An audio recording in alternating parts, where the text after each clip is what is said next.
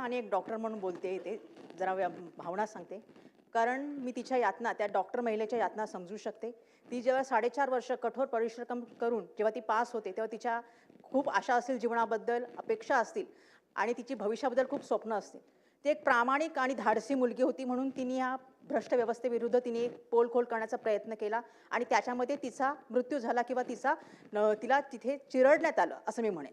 आणि त्यासाठी तिला न्याय मिळण्यासाठी तिने आणि तिच्या कुटुंबाने काही व्यक्तींची नावं घेतली होती, ज्यांना नंतर काही गोष्टींनी क्लीन चिट देण्यात आली.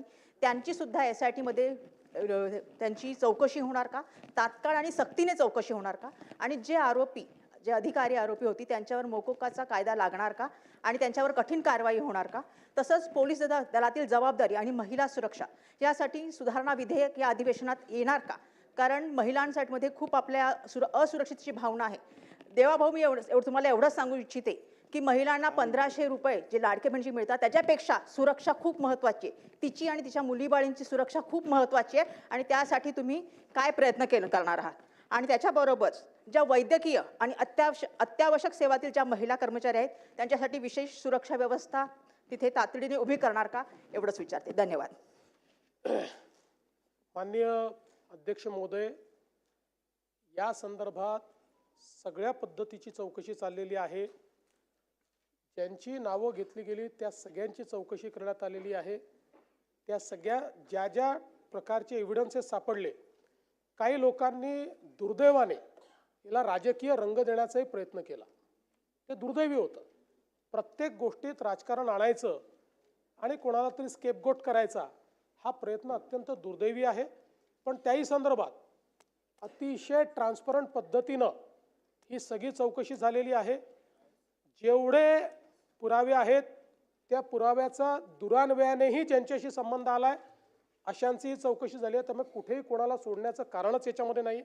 सगळ्यांची चौकशी या ठिकाणी होईल.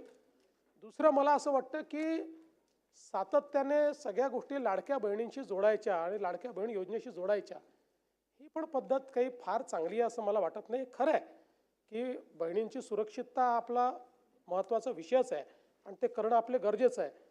पण याचा अर्थ लाडकी बहीण योजना काहीतरी चुकीची आहे आणि लाडकी बहीण योजना नका देऊ पण हे द्या, अशा दोन गोष्टीचं कंपॅरिझन करू नका.